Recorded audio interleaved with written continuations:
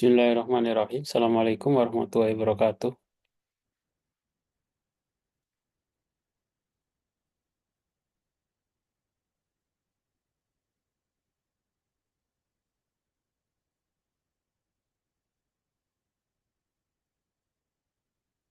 Suara saya kedengaran, share screen saya kelihatan. Terlihat Bapak. Oke, Alhamdulillah di siang hari ini kita bisa ketemu, walaupun tanggal merah hari libur. Jadi yang nggak bisa absen, silakan absen online saja dan nanti ngikutin materi perkuliahan yang saya upload ya. Sudah saya rekam, biar nggak ketinggalan materi dan bisa ngerjain UTS ya. Hari ini saya bahas tentang, kemarin kita sudah belajar tentang bilangan biner ya, proses aritmatika di bilangan biner. Hari ini saya bahas tentang gerbang logika dan implementasi dengan Python. Gerbang logika ini sebagai dasar arsitektur dalam arsitektur komputer ya. Kalau apa namanya, kalau di jurusan teknik elektro mungkin lebih detail ya. Gerbang logika ini karena dasar logik gate atau apa namanya di microcontroller gitu, gerbang di pembuatan perangkat keras ya. Ini simbol-simbol dalam gerbang logika ya. Kalau di jurusan teknik elektro mungkin akan lebih detail ya bagaimana sebuah komputer berjalan, perangkat keras berjalan gitu ya, dengan gerbang logika. Karena teknik informatika itu dari sisi perangkat lunaknya, jadi nanti kita bahas dari sisi implementasinya dengan bahasa pemrograman Python. Gerbang logika adalah dasar dari sistem digital yang berfungsi untuk mengatur aliran data ya berdasarkan logik boolean. Jadi kalau perangkat keras paling bawah atau paling dasar itu kan bahasa apa komputer hanya memahaminya dalam bentuk biner ya 0101. Inputannya seperti itu. Logika ini sangat penting dalam memahami cara kerja prosesor dan sistem digital lainnya. Jenis-jenis gerbang logika. Tadi kan ada gambar ya, ini jenis-jenisnya. Hari ini saya bahas tentang, di pertemuan 45 ini kita bahas tentang AND, gerbang logika dasar ya, AND dan OR sama XOR. Nanti di pertemuan selanjutnya kita bahas gerbang logika lainnya seperti NAND, NOR, XNOR, dan NOT. Oh, hari ini AND, NOT, OR, dan XOR. Yang pertama, jenis gerbang logika yang pertama yang dasar pertama adalah gerbang logika AND atau bahasa Indonesianya DAN ya, AND. Aturannya di gerbang logika AND adalah output bernilai satu jika semua input bernilai satu. Ini agak susah ya penjelasannya. Bukan bukan agak susah, lebih jelasnya. Kalau dalam bahasa pemrograman mungkin kita bisa mengenal namanya true dan false ya. True dan false itu kalau true itu benar, false itu salah ya. T dan F biasanya. Kalau di sistemik sistem komputer diterjemahkan karena komputer nggak bisa membaca true dan false ya. Dia hanya bisa membaca bilangan biner yaitu nol dan satu. Jadi satu itu menyimbolkan true, nol itu menimbulkan false. Dan gerbang logika N itu punya aturan kalau ada dua input yaitu nol dan satu, maksudnya outputnya ini bukan ditambah ya, tapi di-N-kan, di-dan-kan. Aturan bukan nol tambah nol ya. Tapi jika nol ketemu nol, itu kalau dengan N itu hasilnya nol. Nah, kapan hasilnya satu? Hasilnya satu jika dua-duanya adalah satu atau jika dua-duanya benar. Itu aturan di gerbang logika N. Nah, selanjutnya adalah gerbang logika yang kedua, yaitu gerbang logika OR. Kalau dalam bahasa Indonesia atau. Kalau ada dua pertanyaan atau gitu kan salah satunya boleh benar. Nah, berbeda dengan yang tadi. Kalau yang tadi outputnya hampir keseluruhan nol, ya. Kecuali jika dua-duanya benar. Kalau gerbang logika OR hampir seluruhnya satu, kecuali jika dua-duanya nol. atau dua-duanya salah. Nah, aturan di gerbang logika OR adalah jika salah satu bernilai satu, hasilnya satu. Atau jika salah satunya benar, hasilnya benar. Ini namanya tabel ini namanya tabel kebenaran sebenarnya. Kalau di mata kuliah logika informatika ya. Oke, sampai sini bisa dipahami ya. Selanjutnya yaitu gerbang logika NOT. Kalau NOT adalah kebalikannya. Secara bahasa udah terlihat NOT itu kan tidak. Jadi kalau A, not A ya berarti kalau A itu sama dengan nol, not A ya berarti satu. Gitu. Kalau A-nya itu satu dengan inputan gerbang logika not, outputnya adalah nol. Lawan katanya saja. Tadi udah ada 3 gerbang logika ya. Ada AND, OR, dan NOT. Dari ini kita belajar part dulu. Terus yang terakhir di mata kuliah ini, jadi saya nggak banyak ya materiku. Materi yang ingin saya sampaikan dikit-dikit aja, yang penting bisa memahami dan mengimplementasikannya di pemrograman Python. Kemudian yang terakhir ini, sebelum contoh di Python. Yang terakhir adalah gerbang logika XOR. Gerbang logika XOR ini, nah, aturannya, ini kan, gerbang logika XOR ini atau eksklusif OR. Eksklusif OR itu artinya seperti OR, tapi jika salah satunya. Output bernilai satu jika hanya satu input bernilai satu.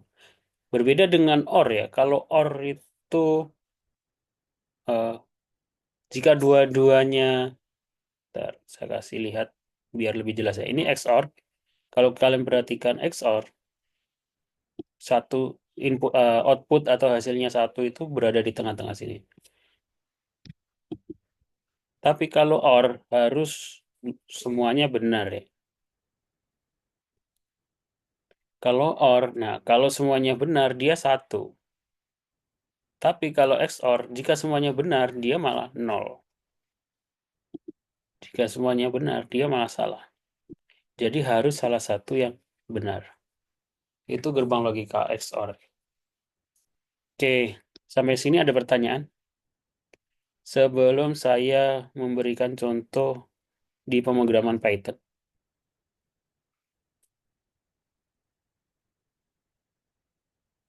Belum ada.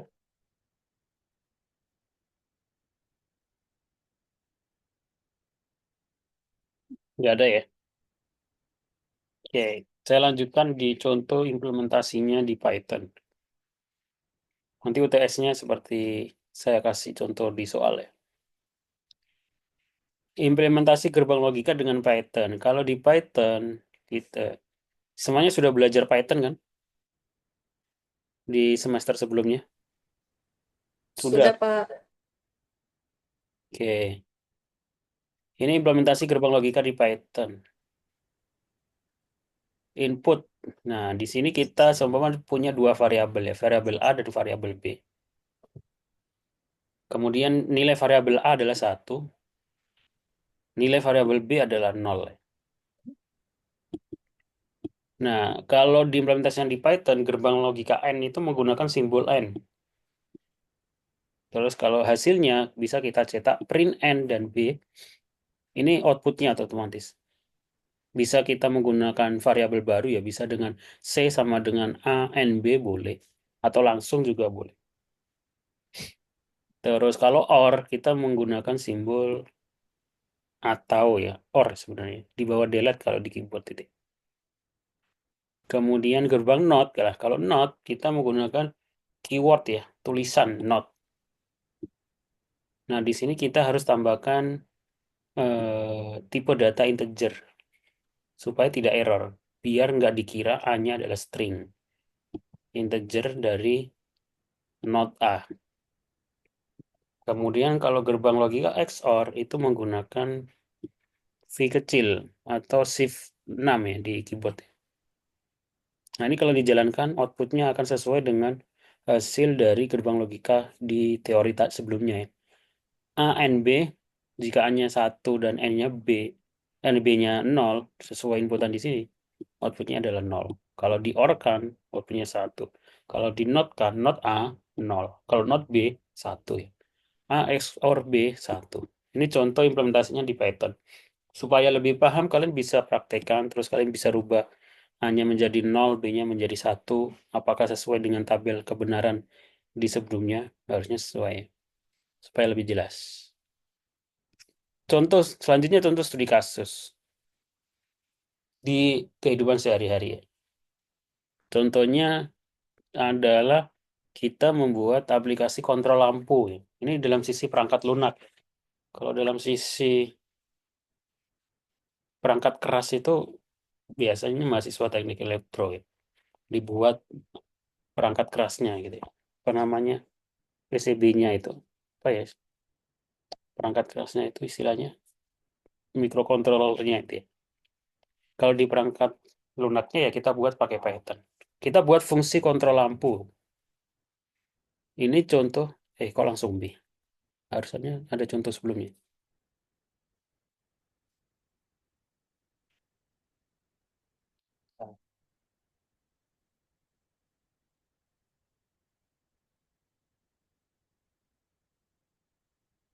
Kita contohnya pakai XOR ini. Contoh satu contoh sama nanti contoh studi kasus. Contoh soal. Contohnya kita punya program atau membuat fungsi kontrol lampu ya. Aturannya, kontrol lampunya itu punya dua tombol gitu ya. Tombol 1 dan tombol 2. Otomatis kita harus menggunakan fungsi OR. Nggak bisa tombol dua-duanya itu nyala ya. Harus salah satu yang dipencet. Makanya kita menggunakan XOR. Kalau dia tombol dua-duanya nyala harus dipencet, kita menggunakan N. Bentar, saya mute dulu nih.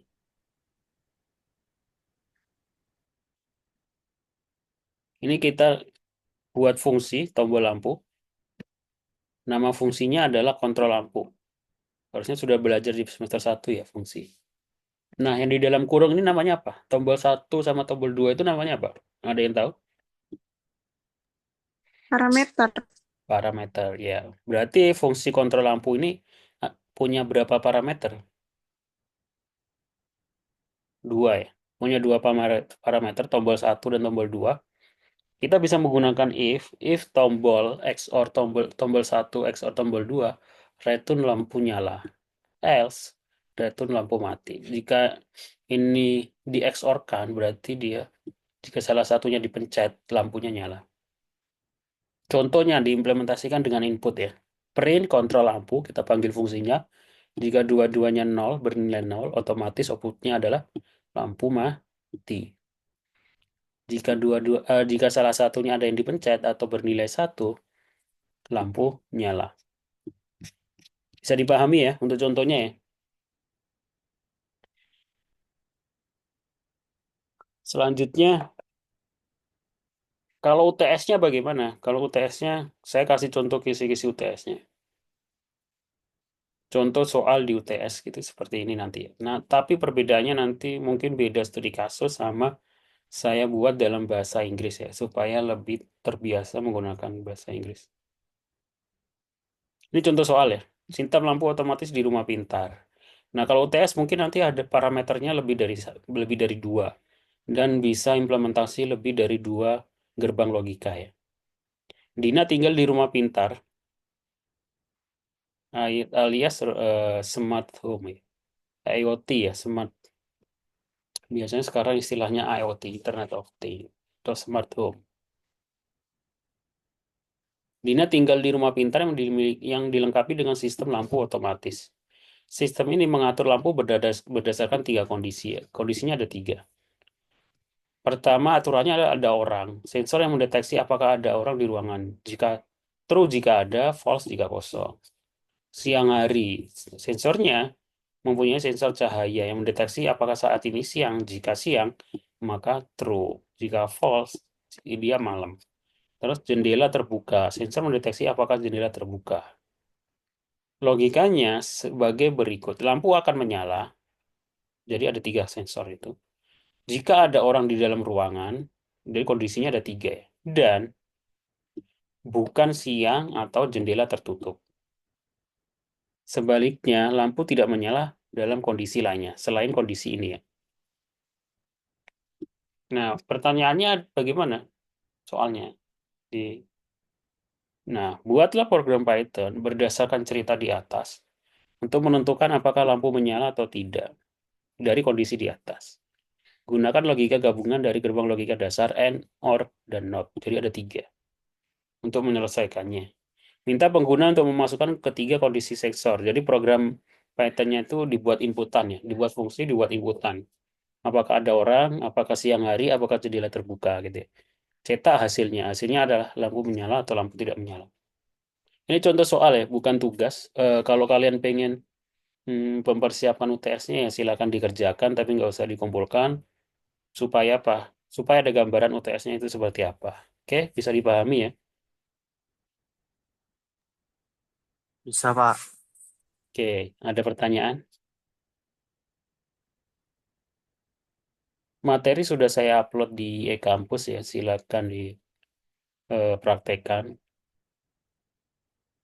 Ini silakan dikerjakan kalau mau atau didiskusikan dengan temennya. Apakah ada pertanyaan sampai di sini? Jangan lupa absen di pertemuan 4 dan 5. Minggu depan offline atau online ya? Oh, minggu depan online ya. Jadi kita ketemu nanti ketika di UTS saja. UTS nanti saya akan usahakan datang ya. Soalnya saya kalau UTS nggak buat satu soal ya, buat banyak soal. Jadi masing-masing mendapatkan soal berbeda.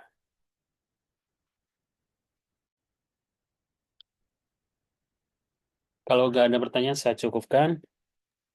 Pak, Ya, maaf izin bertanya. Kemungkinan ntar kalau UTS-nya itu berbentuknya soalnya seperti apa ya? Maksudnya eh, coding atau tertulis gitu. iya soalnya seperti ini. Jawabannya dijawab di PDF, dikumpulkan di e-kampus. Kalau saya buat soal kemarin sudah saya jelaskan ya. Kalau buat program Python harus buat cetak nama dan NIM di awal program. Terus untuk laporannya yang di screenshot outputnya aja. Dan untuk sintaknya itu di copy dalam bentuk teks. Jadi sintaknya itu di copy ya. Ya jangan di screenshot. Yang di screenshot hanya outputnya aja. Dan cetak nama Berarti ya.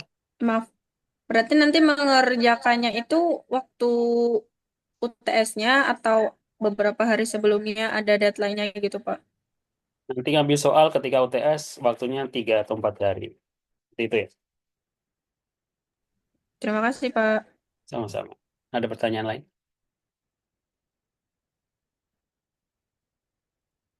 Nggak ada ya. Kalau ada pertanyaan nanti boleh ditanyakan di grup ya.